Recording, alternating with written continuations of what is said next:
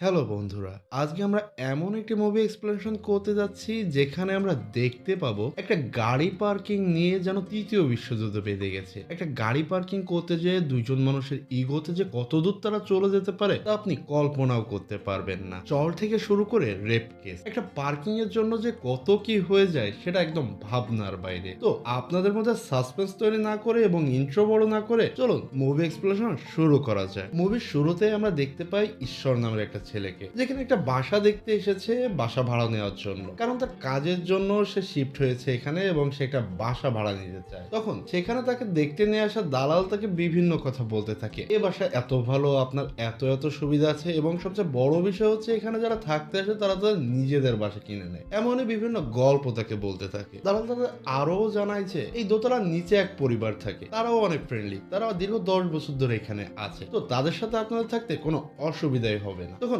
ঈশ্বর তার ওয়াইফকে ছবি পাঠায় ঘরের এবং তার ওয়াইফকে বলে ঘরটা সুন্দর, আমরা দোতলায় উঠবো, উপরে এক ফ্ল্যাট, নিচে এক ফ্ল্যাট এবং নিচে একটি পরিবার থাকে। তার ওয়াইফ বলে তাহলে আচ্ছা তুমি ঘরটি নিয়ে নাও। আমরা পরের সিনে দেখতে পাই ঈশ্বররা শিফট করেছে নতুন ঘরে, তারা তাদের জিনিসপত্র ওঠাচ্ছে। তখন আমরা এখানে দেখতে পাই আর্থিকে। আর্থি হলো ঈশ্বরের ওয়াইফ। ঈশ্বর আর্থিকে খুব ভালোবাসতো, তাই সে তার ওয়াইফকে কোনো কাজই করতে দিচ্ছিল না। তখন আর্থি বলে চলো নিচে যে পরিবারের সাথে আমরা পরিচিত হয়ে আসি। তারপর তারা দুজন নিচে চলে আসে ওই পরিবারের সাথে পরিচিত হতো। তখন তারা নিচের রুমে গিয়ে কলিং বেল চাপলে একটি মেয়ে এসে দরজা খোলে। এই মেয়েটার নাম হলো অপর্ণা। তখন ভিতর থেকে কেউ বলে যে কে এসেছে। তখন অপর্ণা বলে যে উপরের তলায় যারা থাকতে এসেছে তারা আমাদের সাথে দেখা করতে এসেছে। তখন তার বাবা বলে আচ্ছা ওনাদের ভিতরে আসতে বলো। এরপর তারা ভিতরে গেলে আমরা দেখতে পাই অপর্ণার বাবাকে, তার নাম হলো ইলাম পারতি। তারপর নায়ক ঈশ্বর ও ইলমের মধ্যে বিভিন্ন কথা হতে থাকে। ঈশ্বর তার বিষয়ে বিভিন্ন কথা বলতে থাকে, যে সে এখানে নতুন এসেছে, তার বাবা মা বাড়িতে থাকে, সে চাকরি করার জন্য এখানে এসেছে এবং সে একটা আইটি কোম্পানিতে এখানে চাকরি করে। তখন ইলমও তার বিষয়ে বিভিন্ন কথা বলতে থাকে। সে বলে যে সে এখানে 10 বছর থেকে আছে, সে একজন গভর্নমেন্ট অফিসার এবং তার এখানে অনেক নাম ডাক। তখন আমরা দেখতে পাই যে ভিতরে পার্বতীর মা ও ঈশ্বরের ওয়াইফের সাথে কথা হচ্ছে। পার্বতীর মা বলছে যে উনার সব বড় বড় কথা, উনি নিজের ঘর করতে পারে নাই, তাতে আমার কোনো সমস্যা নাই, কিন্তু ঘরের যে জিনিসগুলো আছে তার তো সেগুলো কেনা উচিত। তাকে যখনই কিছু কিনতে বলি সে বলে মেয়ের বিয়ের জন্য টাকা জমাচ্ছে, এজন্যই সে কিছু কিনছে না। এরকম বিভিন্ন কথাবার্তা শেষে তারা নিজেদের রুমে চলে আসে। তারা রুমে আসার পরে দেখতে পায় আরতির একটু মন খারাপ। তখন ঈশ্বর আরতিকে জিজ্ঞেস করে কি হয়েছে। আরতি বলে কিছু না। এখানে আমরা জানতে পারি যে আরতি আর ঈশ্বর আসলে পালিয়ে বিয়ে করেছে। ঈশ্বরের পরিবার রাজি থাকলেও আরতির পরিবার আসলে তাদের বিয়েতে রাজি ছিল না। এখন আরতি প্রেগনেন্ট, সো সে যখন তার বাবা মার কাছে যেতে পারছে না, এ নিয়ে তার খুব মন খারাপ। তখন ঈশ্বর তাকে বলে কিছু মনে করো না, সব ঠিক হয়ে যাবে এক সময়, তুমি এত চিন্তা করো না তো। এর পরবর্তী দৃশ্য আমরা পরের দিন দেখতে পাই। পরের দিন ইলম পারতি অফিসে যাওয়ার জন্য তার বাইক পরিষ্কার করছিল। তখনই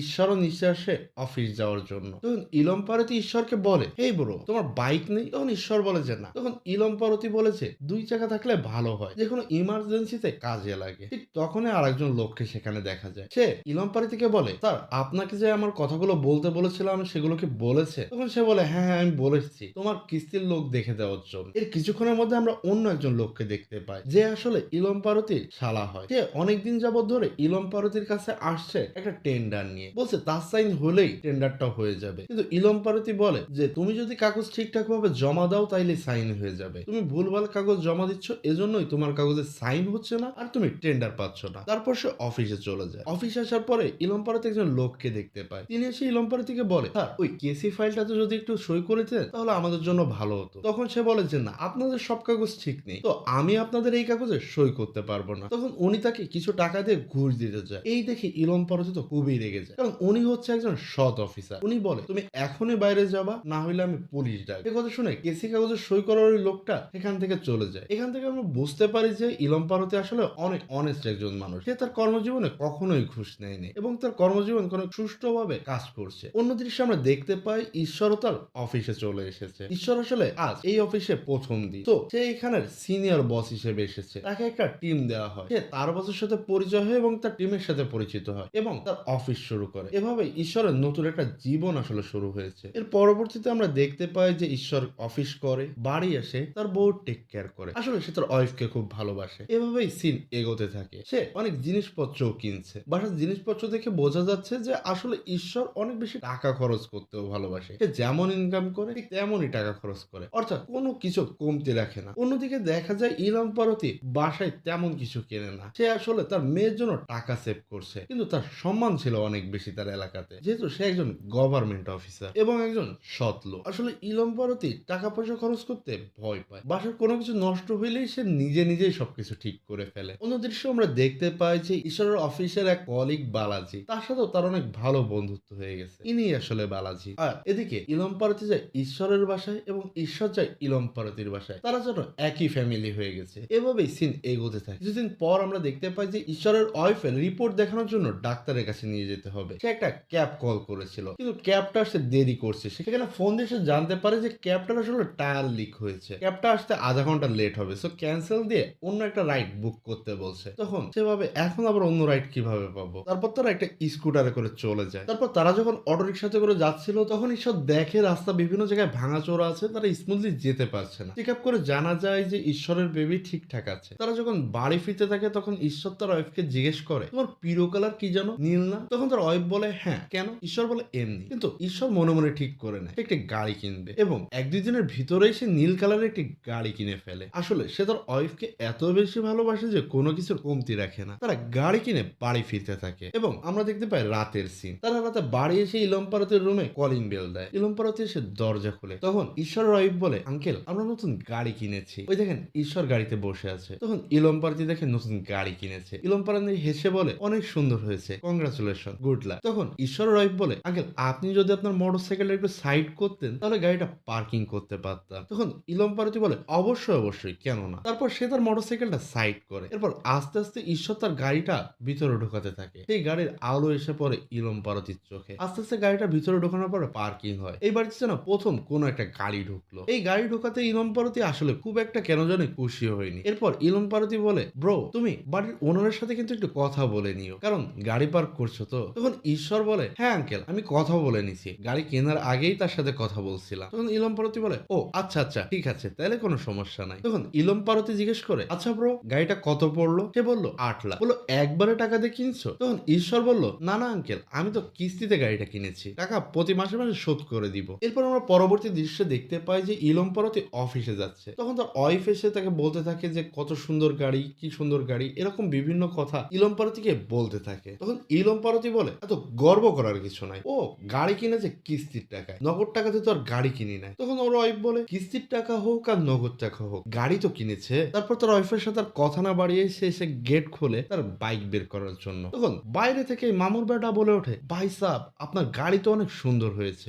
তখন ইলম পারতি প্রথমে একটু লজ্জা পায়, এটা তো আসলে তার গাড়ি না। তারপর ওই লোক বলে, ভাই সাব আপনি ঠিক করেছেন, আসলে অফিস যাওয়ার জন্য মোটরসাইকেল একদম ঠিকঠাক কিছু না, গাড়ি হইলে সবচেয়ে বেস্ট হয়। তখন ইলম পারতি যখন বলতে যায় যে ভাই এই গাড়িটা আমার না, এই গাড়িটা ঈশ্বর কিনেছে, তখন পাশে থাকা এক লোক বলে ওঠে যে ভাই এই গাড়িটা ওনার না, এটা দোতলায় যে লোকটা এসেছে নতুন উনি কিনেছে। এই শুনে ইলম পারতি একটু অপমান বোধ করে, কারণ তার কথা বলে সে নিজে বলার আগেই যখন অন্য কেউ বলে দিয়েছে তার তো একটু অপমান বোধ হয়েছে। তারপর সে আর কথা বাড়ায় না, সে সেখান থেকে আস্তে আস্তে গাড়িটা বের করে। আসলে পার্কিং এর জায়গা থেকে মোটরসাইকেলটা বের করাও কঠিন ছিল, কারণ পার্কিং এর জায়গাটা ছিল অল। তারপর সে আস্তে আস্তে বের করে এবং সেখান থেকে অফিসে যাওয়ার রওনা করে, কিন্তু তার গাড়ি আসলে কোনোদিন একইকে স্টার্টই নেয়নি। স্টার্ট নেওয়ার পরে সে অফিসে চলে যায়। ঠিক আমরা সিনে দেখতে পাই ঈশ্বরের অফিস। তখন তার অফিসে তার কলিগরা তাকে বিভিন্ন কথা বলতে থাকে যে গাড়ি কেনাটা আসলে বড় কথা নয়, গাড়ির মেইনটেন্স করা বড় কথা, গাড়ি এত কিলোমিটার চালাতে হবে এবং বিভিন্ন উপদেশ দিতে থাকে। এরপর ঈশ্বর বাড়ি চলে আসে। বাড়ি চলে আসার পর সে তার ওয়াইফকে বলতে থাকে, চলো আজ লং ড্রাইভে যাই, আজকে আমরা বাইরে খাওয়া দাওয়া করবো। তার ওয়াইফ কিছু বলার আগে ঈশ্বরের কাছে ফোন আসে ইলম পারতে। ইলম পারতে বলে, হ্যালো ব্রো আমি না আমার গাড়িটা পার্ক করতে পারছি না, তুমি যদি নিচে এসে তোমার গাড়িটা একটু সাইড করতে তাহলে আমার পার্ক করতে সুবিধা হতো। তখন ঈশ্বর দ্রুত তাড়াতাড়ি আসে এবং তার গাড়িটা পার্ক করে দেয়। তারপর সে ইলম পারতিকে বলে, সরি স্যার আমি তাড়াতাড়ি গাড়িটা পার্ক করে গেছিলাম, এজন্য ঠিকঠাক ভাবে পার্ক করা হয়নি, আমি কাল থেকে এভাবে সাইড করে পার্ক করবো। ইলম পারতি বলে, আচ্ছা ঠিক আছে। তারপর ঈশ্বর রুমে চলে যায়। ইলম পারতি যখন মোটরসাইকেল ঢোকাতে যায় ঠিক তখন ঈশ্বরের গাড়িতে একটা স্ক্র্যাচ পড়ে যায়, যেটা ইলম পারতি ইচ্ছা করে করেনি এবং সে বুঝতেও পারেনি। এর পরের দৃশ্য আমরা দেখতে পাই পরের দিন সকাল, যেখানে একটা নতুন ছেলে আসে। নতুন ছেলে এসে চলে যায় ঈশ্বরের দরজার সামনে। তখন ইলম পারতি নিজের বাগানে পানি দিচ্ছিল। সে বারবার ছেলেটাকে জিজ্ঞেস করে, তুমি আসলে কে? কিন্তু ছেলেটা কোনো উত্তরই দেয় না। সে দোতলায় যেয়ে ঈশ্বরকে বলে, স্যার আপনার জন্য আমাকে পাঠিয়েছিল, কারণ আপনি নাকি আপনার গাড়িটা পরিষ্কার করবেন। তখন ঈশ্বর বলে, হ্যাঁ আমি আমার গাড়িটা পরিষ্কার করবো, এই নাও চাবি, তুমি গাড়িটা পরিষ্কার করে দাও। এরপর সে নিচে গেলে ইলম পারতি তাকে বিভিন্ন কোশ্চেন করে, তুমি কে, কোথা থেকে এসেছো, কেন এসেছো।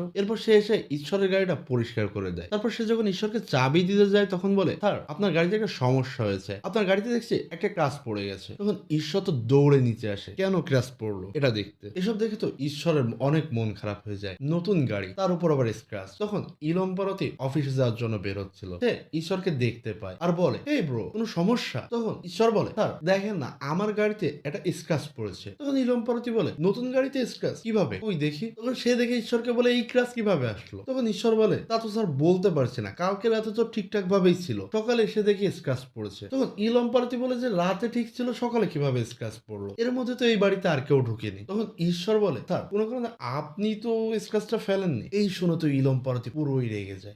আমি স্ক্র্যাচ ফেলেছি? তুমি কি বলতে চাচ্ছ? তোমার 4 চাকা আছে, আমার 2 চাকা আছে বলে তুমি 2 চাকাকে গণ্যই করছো না? তখন ঈশ্বর দেখতে পায় যে তার গাড়ির কোনাতে স্ক্র্যাচের সেই নীল হালকা পেন্টিং লেগে আছে। তখন সে বলে, স্যার এই দেখেন আপনার মোটরসাইকেলে লেগে আছে। তখন ইলম পারতি বলে, সরি ব্রো, তাইলে মনে হয় কালকে ভুল করে লেগে গেছে। তুমি আমাকে বলো তোমার হাতে কয় টাকা কি খরচ হবে, আমি তোমাকে এই টাকা দিয়ে দিব। তখন ঈশ্বর বলে যে, না স্যার আপনার কোনো টাকা দেওয়া লাগবে না, এরপর থেকে আপনি যদি একটু টেক কেয়ার করে গাড়িটা রাখবেন, এরকম কেয়ারলেস ভাবে গাড়ি রাখবেন না। এই লাস্টের কথাটুকু শুনে ইলম পারতি আবারও রেগে যায়, বলে তুমি কি বলতে চাচ্ছ? আপনি গাড়িটা রাখবেন টেক কেয়ার করে, এই পর্যন্ত ঠিক ছিল, কেয়ারলেস ভাবে এইসব কথা তুমি আমাকে আর দ্বিতীয়বার বলবে না। আরো বলে, তুমি তো তোমার মুখে করে তোমার গাড়িটা পার্ক করে চলে যাও, এই ছোট জায়গাতে আমার পার্ক করতে কত কষ্ট হয় জানো? তখন ঈশ্বর বলে, তো আমি কি করব? আমি কি আমার এই নতুন গাড়ি বাইরে রাখবো? তখন ইলম পারতি বলে, আপনি গাড়ি বাইরে পার্ক করবেন না, আপনি আসলে যেখানে পার্ক করছেন ওইদিকে আর একটু সরিয়ে পার্ক করবেন। তখন ঈশ্বর বলে, আমি কিভাবে পার্ক করব? আপনি দেখছেন না কিভাবে পার্ক করা, আর একটু ওই সাইডে সরে পার্ক করলে আমি গাড়ি বের করব কিভাবে? তখন ইলম পারতি বলে, ও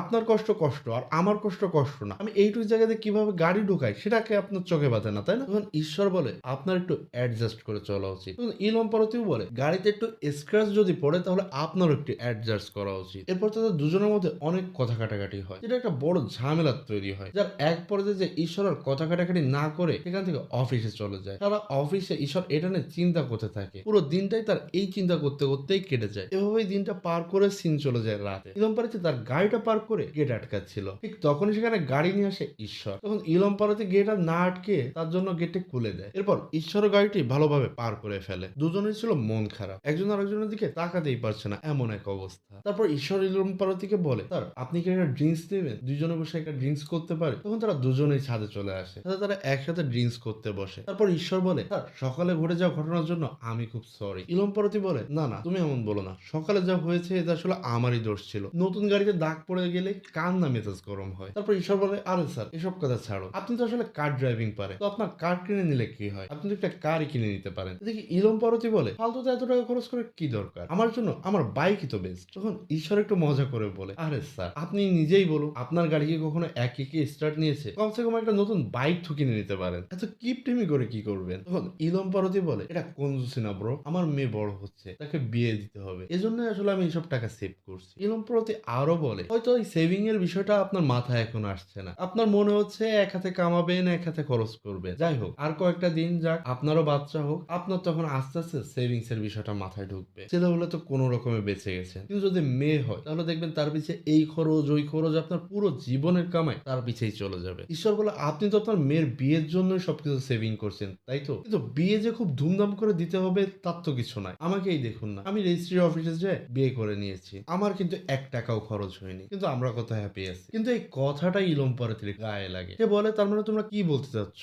তোমার মতো আমার মেয়ের বিয়েও রেজিস্ট্রার অফিসে করায় তাই তো? তখন ঈশ্বর বলে, না না স্যার। তখন ইলম পারতি বলে, আমি বুঝে গেছি কি হয়েছে, আমার কম বয়সে একটা ছেলের সাথে আমি বসে বসে লাল পানি খাচ্ছি আর সে আমাকে জ্ঞান দিয়ে যাচ্ছে, এই বলেই সে সেখান থেকে রাগ করে অনেক দ্রুত উঠে রুমে চলে যায় এবং রুমে যেয়ে সে রাগে গজ গজ করতে থাকে। পরের দিন সকালে ইলম পারতি দেখতে পায় যে গাড়িটা মাঝ বরাবর পার্ক করা, আসলে যে ছেলেটা গাড়িটা ধুই সে মাঝ বরাবর পার্ক করে গাড়িটা ধুছে। এটা দেখার পর ইলম পারতি দেখতে পায় যে তার মোটরসাইকেল সে বের করতে পারবে না। তখন সেই ছেলেটাকে বলে যে গাড়িটা সাইড করতে, তাহলে সে তার মোটরসাইকেলটা বের করতে পারে, কিন্তু সেই ছেলে যেন কোনো কথাই কানে নিচ্ছে না। তারপর সে সরাসরি ঈশ্বরের রুমে চলে যায় এবং ঈশ্বরের দরজায় নক করতে থাকে। তখন ঈশ্বর দরজা খুলে বলে, স্যার কি হয়েছে বলুন। তখন বলে যে তোমার গাড়িটা মাঝ বরাবর পার্ক করা, তুমি একটু সাইড করে পার্ক করলেই আমি গাড়িটা দিয়ে বের হতে পারবো। এটা শুনে ঈশ্বর বলে, স্যার আমাকে 2টা মিনিট টাইম দিন, আমি খাচ্ছি তো, আমি খেয়ে সেই গাড়িটা পার্ক করে দিই। কিন্তু ইলম পারতি ছিল খুব রেগে, সে বলে যে না, কোনো 2 মিনিট হবে না, তুমি এখনই যাবে এবং গাড়িটি পার্ক করে দিবে। তখন ঈশ্বর বলে, আমি তো স্যার খাচ্ছি বললাম। বলছে, আমি অত কিছু জানি না, তুমি এখনই গাড়িটি পার্ক করবে। তখন ঈশ্বর বলে, স্যার আমি না খেয়ে কোনো গাড়ি পার্ক করবো না বললাম না, আমি খেয়ে নিচ্ছি আসছে বলেই তার মুখের পরে দরজাটা বন্ধ করে দেয়। এটাতে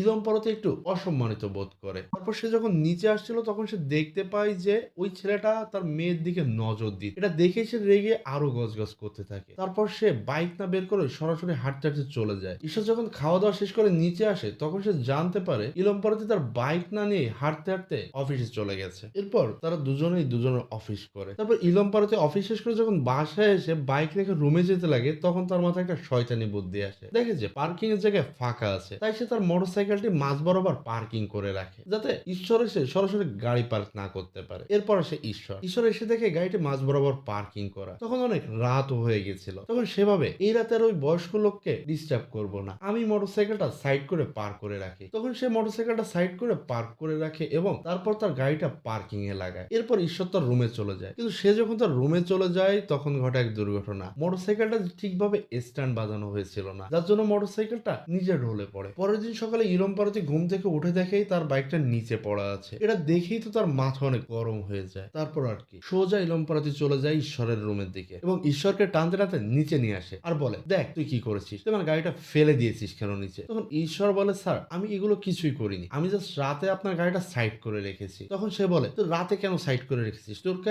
আমার গাড়ি ধরার অধিকার কে দিয়েছে। তখন ঈশ্বর বলে, স্যার আপনার গাড়ি রাতে মাঝ বরাবর পার্কিং এ ছিল আর তখন অনেক রাত হয়ে গেছিল জন্য আপনাকে আর ডাকি নাই। তারপরও ইলম পারতি যেন কোনো কথা শুনতে যাচ্ছিল না। সে বারবার ঈশ্বরকে বলছিল, তুই আমার গাড়িটা ফেলেছিস। তখন ঈশ্বর বলতে থাকে, স্যার আমি ফেলিনি। কিন্তু অনেক কথা কাটাকাটি হওয়ার পর ঈশ্বর এক পর্যায়ে বলে, স্যার আপনি বলেন আপনার গাড়ির কত টাকা কি খরচ হয়েছে, আমি আপনাকে দিয়ে দেবো। এ শুনে ইলম পারতি আরো রেগে যায়। সে বলে, তুই আমাকে টাকার গরম দেখাস, তোর গাড়ির কাছে যদি আমি একটা ইট মেরে কাজ ভেঙে দিয়ে বলি কত টাকা হয়েছে বল, তাহলে কি তুই মেনে নিবি।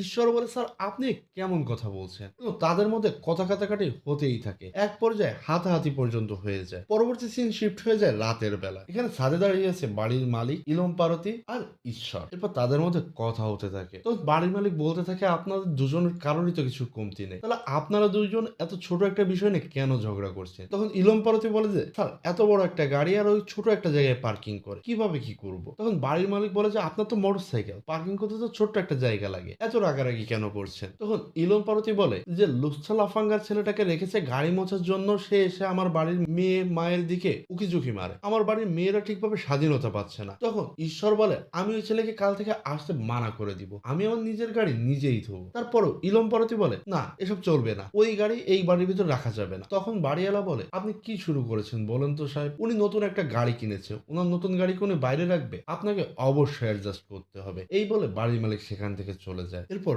ইলম পারতি তো খুব রেগে থাকে। সে ভাবতে থাকে, এরা বাইকওয়ালাদের কি মনে করে, এরা বাইকওয়ালাদের তো মানুষই মনে করেন। এরপর সিন শিফট হয় পরের দৃশ্যে এবং ঘটে এক ধামাকা। ইলম পারতি চলে এসেছে এক শোরুমে। সে এখানে এসেছে একটা গাড়ি কিনতে এবং সে নগদ টাকা দিয়ে 8 লাখ টাকার বেশি দিয়ে একটা গাড়ি কিনবে এবং সে সেই গাড়ি কিনে নিয়ে চলে আসে বাড়িতে। আর এরপর থেকে শুরু হবে পার্কিং নিয়ে তৃতীয় বিশ্বযুদ্ধ। এই পার্কিং কে করবে এটা নিয়ে দেখবেন কি দিয়ে কি হয়ে যায়। আপনারা যারা এখনো ভিডিওটা দেখছেন, অর্থাৎ ভিডিওটা আপনাদের ভালো লেগেছে, যদি ভিডিওটা ভালো লেগে থাকে তাহলে প্লিজ চ্যানেলটি সাবস্ক্রাইব করে দিবেন এবং কমেন্টে জানাবেন ভিডিওটা কেমন ছিল। তো চলুন আমরা আবারও শুরু করি। তারপর সে গাড়ি নিয়ে বাড়িতে ঢুকে। মামে দুইজনে তো গাড়ি দেখে পুরাই শখ, কারণ যে বাবা কোনো একদিন একটা মিক্সার দোকানে নিয়ে ঠিক করি নাই, সে কিনে একটা আস্ত গাড়ি কিনে নিয়েছে। তারা সবাই অনেক খুশি ছিল। এরপর সিন শিফট হয়ে রাতে। ইলম পারতি আসলে তার গাড়ি নিয়ে দেখছিল কিভাবে কি করা যায়। ঠিক তখনই অফিস থেকে ব্যাক করে ঈশ্বর। অফিস থেকে বাসায় এসে ইলম পারতির গাড়ি দেখে তো সে অবাক, এ কি হলো। তখন ইলম পারতি তাকে খোঁটা মেরে বলে, তুমি তো তোমার গাড়ি কিস্তিতে কিনেছো, আমি আমার গাড়ি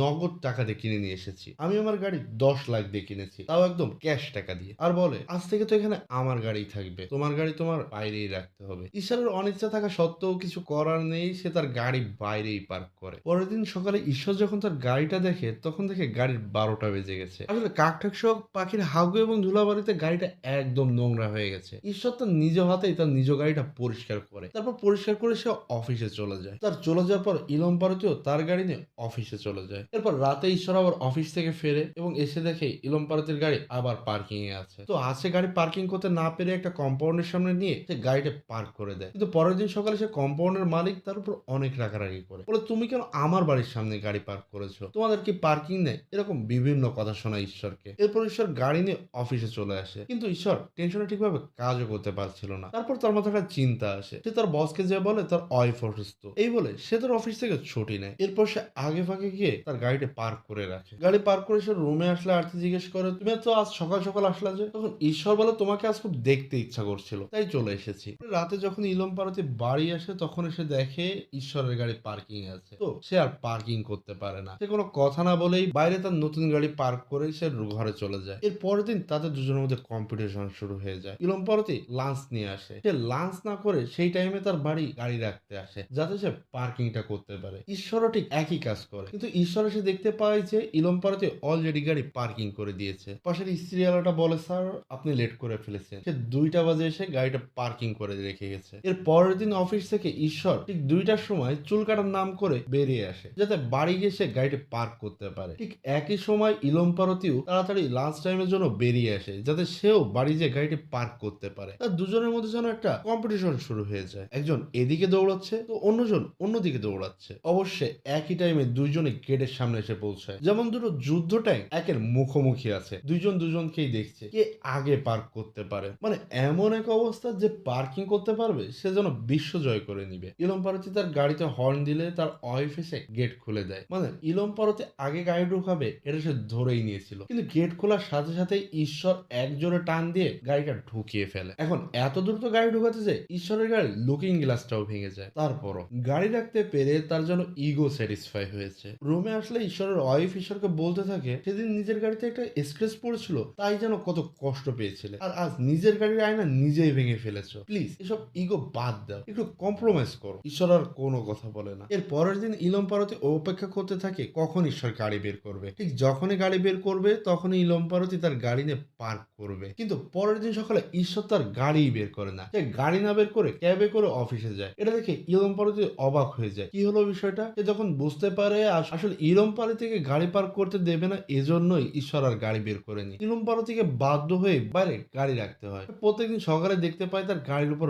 ময়লা জমছে, বিভিন্ন জিনিস পড়ছে, সে আসলে কি করবে বুঝে উঠতে পারে না। একদিন রাতে হঠাৎ তার ওয়াইফ তাকে মোটর চালিয়ে দিতে বললে তার মাথায় একটা খারাপ বুদ্ধি আসে, তার মাথায় একটা বদ বুদ্ধি আসে। ইলম পারতি আসলে যেটা করে সে আসলে মোটরের সমস্যা করে দেয়। আর এই মোটরটি ছিল কোথায় জানো? ঈশ্বরের গাড়িটি যেখানে পার্কিং করা ছিল সেই পার্কিং এর নিচে এই মোটরটি ছিল। এরপর পার্কিং এর লোকজন আসে ওই মোটরটি নিতে এবং তারপর ঈশ্বরকে ডাকা হয় আর বলা হয় আপনার গাড়িটা সরাতে, আপনি যদি গাড়ি না সরান তাহলে মোটর ঠিক করতে পারছে না। ঈশ্বর কোনো কথা না বলে একটু চিন্তিত মনে তার গাড়িটি সরিয়ে নেয় এবং সরিয়ে নিয়ে তার অফিসের জন্য দেরি হচ্ছিল যার জন্য সে অফিসে চলে যায়। এরপর আধা ঘন্টার মতো সময় লাগে মোটরটি ঠিক হতে। এই আধা ঘন্টা ইলম পারতি অপেক্ষায় ছিল কখন মোটরটি ঠিক হবে আর কখন সে গাড়িটি ঢোকাবে। আর ঠিক যখন মোটরটি ঠিক হয় তখন ইলম পারতি তাড়াতাড়ি যে গাড়িতে উঠে পড়ে তার গাড়িটি পার্ক করবে। ইলম পারতি যেই গাড়িটি স্টার্ট দিয়ে পার্ক করতে যায় তখন কোথা থেকে যেন ঈশ্বর চলে আসে এবং ঈশ্বর এসে ফুল স্পিডে তার গাড়িটি আবারও পার্ক করে ফেলে। এটা থেকে ইলম পারতি তার রাগ ইগর রাখতে পারে না। ঈশ্বরের এই জোরে টান দেওয়ার কারণে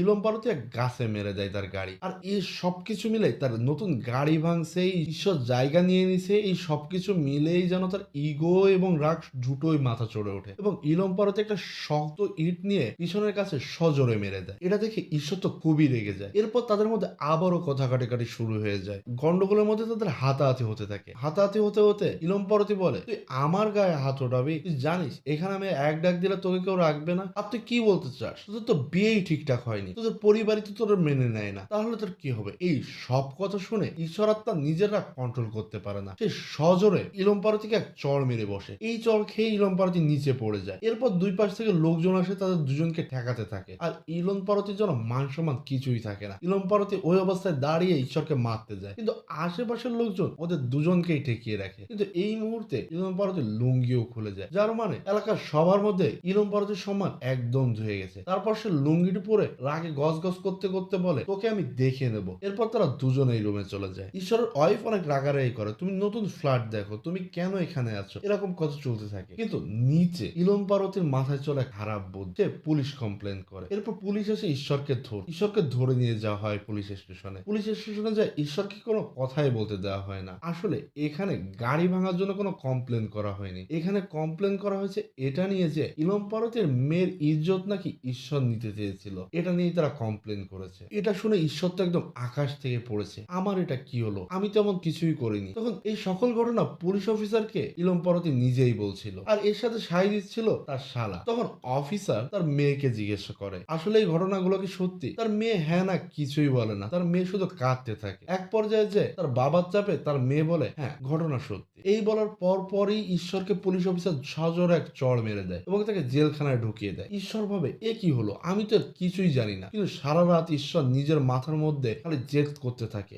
আজ আমার মিথ্যা অপবাদে পুলিশের এখানে থাকতে হলো। এদিকে অন্য সিনে দেখতে পায় বাড়ি এসেই ইলাম পারতির মেয়ে তার উপর অনেক রাগ করছে, বলছে তুমি আমার সাথে এটা কেন করলে, তোমার সম্মান রক্ষার্থে আমি এটা কেন করতে গেলাম। তার মাও অনেক রাগ করে তার মেয়ের উপর। তার মেয়েও চিন্তা করে আমি এটা অনেক ভুল করে ফেলেছি। ঈশ্বরের ওয়াইফ এসেও ইলম পারতিকে আস্তে আস্তে বলতে থাকে, আমি জানি ঈশ্বর এমন কিছুই করেনি, আপনি যদি রেগে এই কাজটা করে থাকেন তাহলে প্লিজ আপনি কেসটা উঠিয়ে নেবেন। তখন তার মন হালকা গলতে শুরু করলেও সে কোনো কথা বলে না। ঠিক এই মুহূর্তে ঈশ্বরের এক কলিগ রেগে উঠে বলে, আপনি ওনাকে কি বলছেন, ওনার মধ্যে মনুষ্যত্ব বলতে কিছু আছে নাকি, উনি এত বড় মিথ্যা অপবাদ ঈশ্বরের নামে দেয় এবং বলে চলেন আমরা উকিলের কাছে যাব। তখন ইলম পারতি চেঁচিয়ে ওঠে, বলে যাও যাও, দেখবো উকিল কিভাবে এই কেস থেকে তোমাদের বাঁচিয়ে নেয়, এবং তাদের ঘাড় ধাক্কা দিয়ে তাদের রুম থেকে বের করে দেয়। এর পরের দৃশ্য আমরা দেখতে পাই পরের দিন সকালবেলা আমরা দেখতে পাই ইলম পারতির মেয়ে ওই কেসটা পুলিশ অফিসে গিয়ে উইথড্র করে নিয়েছে। ঈশ্বরের ওয়াইফ এবং ইলম পারতির মেয়ে একসাথে বাসায় এসেছে। বাসায় আসার পরে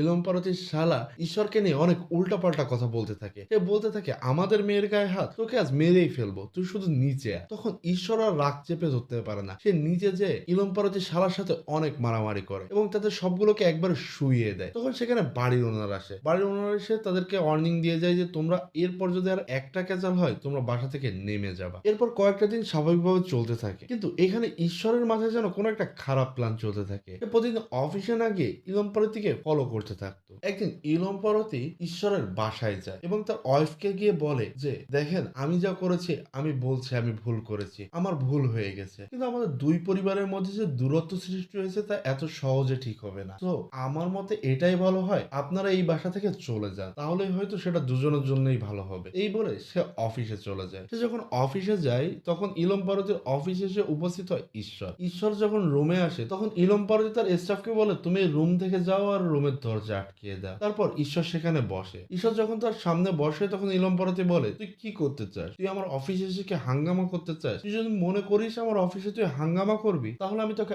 আগেই বলে রাখি তুই কিছুই করতে পারবি না, কারণ এটা হচ্ছে সরকারি অফিস আর আমি একজন সরকারি অফিসার, তোর কিন্তু খুব খারাপ অবস্থা হবে। তখন ঈশ্বর বলে না স্যার, আমি এমন কিছুই করছি না, আমি আমার ভুলটা স্বীকার করতে এসেছি, আমার ভুল হয়েছে এটা বলতে এসেছিলাম। তখন ইলম পারতি বলে আমি তোর সাথে এত কথা বলতে চাচ্ছি না, তুই এখন আমার অফিস থেকে চলে যা। তখন ঈশ্বর একটু ঝুঁকে তার ব্যাগটা নিচে ফেলানো ছিল, এই ব্যাগটা নিয়ে সেখান থেকে চলে আসে। এরপর ইলম পারতি কিছুক্ষণ চিন্তা করে যে কেন আসলো, তারপর সে তার কাজে মন দেয়। তারপর একটি কাগজ সে ডাস্টবিনে ফেলতে গিয়ে দেখে ডাস্টবিনের মধ্যে একটা খাম। তখন ইলম পারতি বুঝে যায় আসলে কি হয়েছে। আসলে ঈশ্বর যখন এসেছিল তখন একটা খামে করে কিছু টাকা তার ডাস্টবিনে রেখে গেছে, অর্থাৎ এটা কোন একটা ঘুষের সাইন দিয়ে গেছে। এটা ইলম পারতি বুঝতে পেরেই সাথে সাথে বাইরে চলে আসতে লাগে সেই টাকাটা ফেলার জন্য। কিন্তু বাইরে যখন আসতে লাগে তখনই দেখতে পায় দুদকের লোকেরা চলে এসেছে। সে আবার দৌড়ে তার রুমে চলে যায়, রুমে গিয়ে টাকাগুলো কোথাও যেন সেরে ফেলে। এরপর সেখানে দুদকের লোকেরা এসে ইলম পারতিকে বলে তোমার নামে ঘুষের অভিযোগ আছে, তোমার অফিসটা আমরা সার্চ করে দেখবো। তখন ইলম পারতি বলে অবশ্যই সার্চ করে দেখেন। তখন অফিসে সবাই একটু অবাক হয়, এমন একজন লোকের নামে ঘুষের অপরাধ দিছে যে কিনা সারা জীবনে এক টাকাও ঘুষ নেয় না, কে এমন এত অভিযোগ দিল। সবাই এটা নিয়ে হাসাহাসি করতে থাকে। আসলে ইলম পারতি খুব একটা টেনশনে ছিল না, কারণ সেদিন কারেন্ট থাকবে না দুপুর 2টা পর্যন্ত। সে সেই টাকাগুলো ফ্যানের পাকার উপরে রেখে দিয়েছিল সাজিয়ে, যাতে দুদকের লোকেরা সেটা খুঁজে না পায়। আর যেহেতু কারেন্ট আসবে না সে তো ফ্যানও চলবে না, তত চিন্তার কিছু নাই। এরপর সে হঠাৎ দেখতে পারে যে ফ্যানের সুইচটা অফ আছে কিন্তু কারেন্ট না থাকার কারণে ফ্যান চলছে না, আর কারেন্ট আসতে এখনো 20 মিনিট লাগবে। তাই সে আস্তে আস্তে চুপিসারে গিয়ে তার মাথা দিয়ে পানি খাওয়ার ভান করে সুইচটা অফ করে দেয়। এরপর অনেক খোঁজাখুঁজির পরেও দুদকের লোকেরা কিছু খুঁজে পায় না। তাই দুদকের লোকের প্রধান ম্যাডাম সেখানে তার সাথে বসে চা খেতে। তখন অলরেডি 2টা পার হয়ে গেছে। এরপর তার অফিসের পিয়ন হঠাৎ এসে বলে তার কারেন্ট তো চলে এসেছে, ফ্যানটা চালিয়ে দিই। ইলম পারতি বারবার না বলতে বলতে তার পিয়ন ফ্যানটা চালিয়ে দেয় এবং সেই টাকাগুলো উড়তে উড়তে নিচে পড়ে। এটা দেখে তো সবাই অবাক। দুদকের লোক তাকে হ্যান্ডকাপ পরিয়ে নেয় এবং পুলিশ কাঠগড়ায় নিয়ে যায়। সে তার গভর্নমেন্ট চাকরিচ্যুত হয়ে যায় এবং মান সম্মান তো সবই গেল। এটা নিয়ে ইলম পারতির আরো রাগ হয়ে যায়, সে যেন রাগে কিড়বিড় করতে থাকে, কি করবে যেন বুঝে উঠে পারছে না। এর পরবর্তী দৃশ্যে দেখতে পাই ঈশ্বর বাড়িতে গেছে। তখন তার ওয়াইফ তার উপর অনেক রাগারাগি করে। ওই বলে আমি জানি টিভিতে যে নিউজটি দেখাচ্ছে ইলম পারতের এর জন্য তুমিই দেয়, তুমি কাজটি ঠিক করোনি, ওনাকে সবার সামনে চড় মেরেছো, উনি তোমার বাবার বয়সী, ওনার তো রাগ হবে, উনি রাগ বশত বিভিন্ন কাজ করবে, বিভিন্ন কথা বলছে, কিন্তু এর জন্য তুমি এই কাজটা করলে এটা তোমার মোটেও উচিত হয়নি। তাহলে তোমার মধ্যে আর তার মধ্যে পার্থক্য কি থাকলো? এর পরবর্তী দৃশ্য দেখতে পাই আমরা ইলম পারতিকে, সে আসলে অনেক ক্ষোভে আছে। তখন তার মাথায় আবার একটি বুদ্ধি আসে, সে এসে ঈশ্বরের গাড়ির প্রতিরান্না ঢিলা করে দেয় এবং সেখান থেকে চলে যায়। পরের দিন ঈশ্বরের স্ত্রীকে নিয়ে যাচ্ছিল চেক আপের জন্য। ঠিক তখন ইলম পারতি দেখতে পায় যে ঈশ্বরের ওয়াইফকে নিয়ে যাচ্ছে, কিন্তু ইলম পারতি কিছু বলতে যাও আর বলে না। ঈশ্বরের ওয়াইফ যখন গাড়ি চালিয়ে যাচ্ছিল তখন হঠাৎই গাড়ি নড়তে শুরু করে এবং গাড়ি একটা ট্রাকের সাথে যে অ্যাক্সিডেন্ট করতে যায় এবং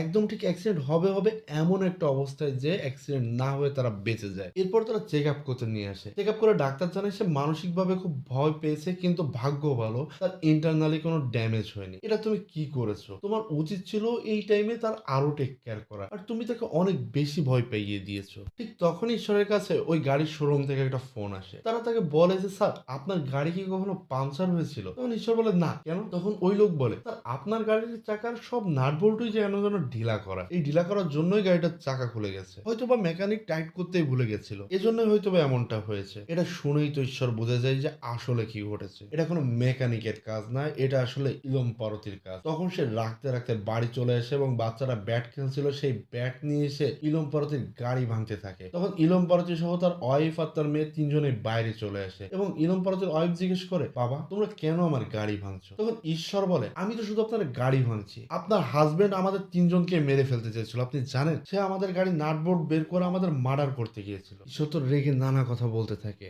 তোর মনুষ্যত্ব কি এতটাই নিচে নেমে গেছিল? আর আমার ওয়াইফ তো প্রেগনেন্ট ছিল, ওর ভিতরে তো একটা বাচ্চা আছে, সে যদি মারা যেত তাহলে কি হতো? ঈশ্বর বলে তোকে যদি এখানেই মেরে ফেলতে পারতাম তাহলেই সবচেয়ে ভালো লাগতো। তখন ইলম পারতি বলে তুই আমাকে মারবি, দাঁড়া আমি দেখা। ভিতরে এসে ইলম পারতি কাউকে কল করতে থাকে। তখন তার ওয়াইফ এসে তার কাছে ফোন কেড়ে নিয়ে জোরে আছাড় মারে, বলে তোমার মনুষ্যত্ব বলতে কিছু আছে? ওই মেয়েটা প্রেগনেন্ট ছিল, তারপরও তুমি এটা করতে গেলে। তারপর ইলম পারতির সাথে তার মামের গন্ডগোল বেঁধে যায়। ইলম পারতি বলে আমার মধ্যে মনুষ্যত্ব নেই, তাহলে আমি কাদের জন্য এতদিন কি করেছি? তখন তার ওয়াইফ বলে তুমি কারোর জন্য কিছু করো নাই, তুমি শুধু নিজের জন্য করেছো। তখন ইলম পারতি বলে যা তোরা আমার বাড়ি থেকে বের হয়ে যা, দুই মা মেয়ে আমার বাড়ি থেকে বের হয়ে যাবে। এই বলে তাদের বাড়ি থেকে বের করে দেয়। অন্যদিকে আর্চি অনেক রাগ করে ব্যাগ গোছাতে থাকে। তখন ঈশ্বর বলে তুমি আর রাগ করো না, আমি নতুন অ্যাপার্টমেন্ট দেখছি, আমরা নতুন কোথাও শিফট করব। এভাবে ঈশ্বর নতুন জায়গায় অ্যাপার্টমেন্ট দেখতে থাকে। তার একটা অ্যাপার্টমেন্ট পছন্দ হয়। পরের দিন রাত্রে পার্থিব বাইরের বৃষ্টি দেখছিল, হঠাৎ বিদ্যুৎ চমকানোতে সে ভয় পায় এবং পা পিছলে খুব বাজেভাবে পড়ে যায়। সে ঈশ্বরকে ডাকার চেষ্টা করছিল, কিন্তু ঈশ্বর ছিল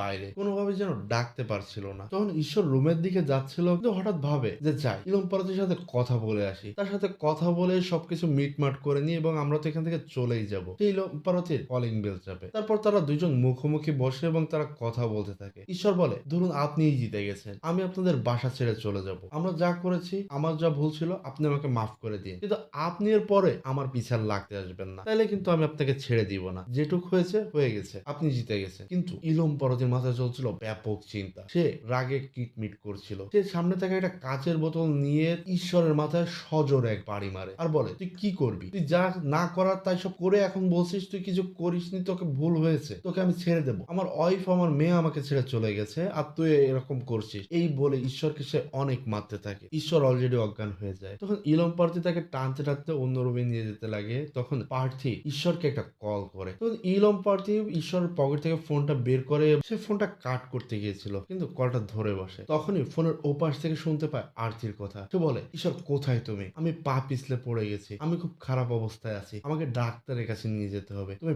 প্লিজ আসো। এই কথা শুনেই সে দৌড়ে দৌড়ে চলে যায় দোতলায়। দোতলায় গিয়েই দেখে সেখানে অচেতন অবস্থায় পড়ে যাচ্ছে আরতি। সে কি করবে সে বুঝতে পারছে না। আমরা দেখি সে আবার রুম থেকে বেরিয়ে যায়। তারপর সিন কাট হয়ে চলে আসে নতুন সিনে। ঈশ্বর অজ্ঞান হয়ে পড়ে আছে, সেখানে সে উপস্থিত হয় ইলম পার্থি। সে যখন তাকে আবার টানতে যাবে তখন ঈশ্বর তাকে সজোরে আঘাত করে, তাকে খুব মারতে থাকে, মেরে মেরে তাকে একদম ধরাশায়ী করে ফেলে এবং সে সেখানে রেখে ওভেনে একটা ফোন দিয়ে গ্যাস এমন ভাবে ছেড়ে দেয় যাতে কিছুক্ষণ পর ওভেনের ভিতর ফোনটি ফেটে গ্যাস ধরে পুরো বাড়িটাই উড়ে যাবে। তালাও দিয়ে দেয় এবং চাবিটাও সজোরে দূরে ফেলে দেয় যাতে কেউ কখনো এই দরজা না খুলতে পারে। এরপর ঈশ্বর সরাসরি দোতলায় চলে যায়। আর্থিকে অনেক খোঁজাখুঁজি করে কিন্তু কোনো জায়গায় খুঁজে পায় না। তবে মেঝেতে পানি পড়া আর হালকা রক্ত দেখে বুঝে যায় যে আর্থির কিছু হয়েছে, সে এখানে নেই। সে এখন আর্থিকে কোথায় খুঁজবে? সে বাইরে রাস্তায় এসে দৌড়াদৌড়ি করতে থাকে। সে বাইরে একটা মোটরসাইকেল দেখতে পেয়ে পেয়ে তার কাছ থেকে ফোন নিয়ে সে আর্থিকে কল করে। আসলে ঈশ্বরের ফোনটি ইলম প্রার্থীর বাসায় থেকে গেছে। সে আর্থিকে কল করলে একটা হসপিটাল থেকে কল ধরে। কল করে সে জানতে পারে আর্থি আসলে হসপিটালে ভর্তি। তখন নার্স বলে, আপনি পেশেন্টের কি হন? তখন ঈশ্বর বলে, আমি পেশেন্টের হাজবেন্ড। তখন নার্স বলে, আপনারা তো কেয়ারলেস কেন? যে আসলে অ্যাডমিট করেছিল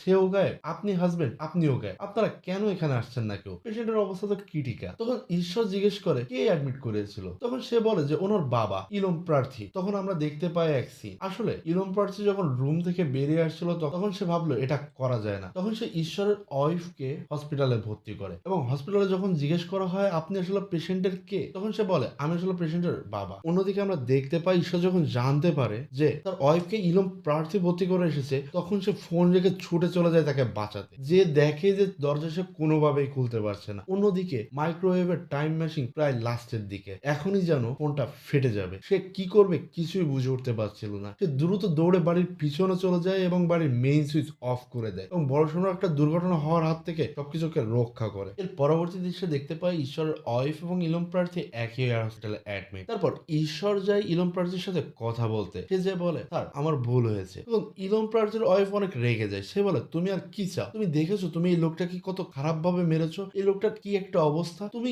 এই লোকটার কাছে ক্ষমা চাচ্ছ? বাবা আমরা তোমার হাতে 2 হাত জোড় করছি। তুমি এই লোকটাকে এত মারার পরে আর সহানুভূতি চাইতে এসো না। তখন ইলম প্রার্থী বলে, চুপ করো। ও আসলেই ঠিক। ওর বয়স আর কত হবে? সর্বোচ্চ 28, আমি 61 বছর বয়স। ওদের তো রক্ত গরম থাকবেই। আমার এত কিছু করা উচিত ছিল না। আমার মাথা ঠান্ডা রাখা উচিত ছিল। পার্কিং এর জন্য সর্বোচ্চ কি বা হতো? দুটো কথা না হয় কম্প্রোমাইজ করতে হতো, কিন্তু আমি সেটা করি নাই। আমি ওর সাথে জেদ ধরতে গেছি। আমার আসলে এটা করা উচিত হয় নাই। আমারই এটা ভুল ছিল। তারপর তাদের মধ্যে ঠিক হয়ে যায় সবকিছু এবং মুভির সিন শিফট হলে দেখা যায় তারা দুজনেই ওই বাসা ছেড়ে দিয়েছে। তখন নতুন একজন এসেছে যারা ওই বাসাতে উঠবে এবং সেই দালাল তাদের বলছে আসলে এই বাসাতে যারা ওঠে তাদের নিজেদের বাসা হয়ে যায়, এজন্য তারা এই বাসা থেকে চলে যায়। আর এখানে এই মুভিটি শেষ হয়ে যায়। মুভিটি যদি আপনাদের ভালো লেগে থাকে এবং এমন মুভি যদি আপনারা আরো জানতে চান তাহলে আমাদের চ্যানেলটি সাবস্ক্রাইব করে দিয়ে রাখুন। আজকের মতো এখানেই শেষ, দেখা হবে পরের ভিডিওতে। আল্লাহ হাফেজ।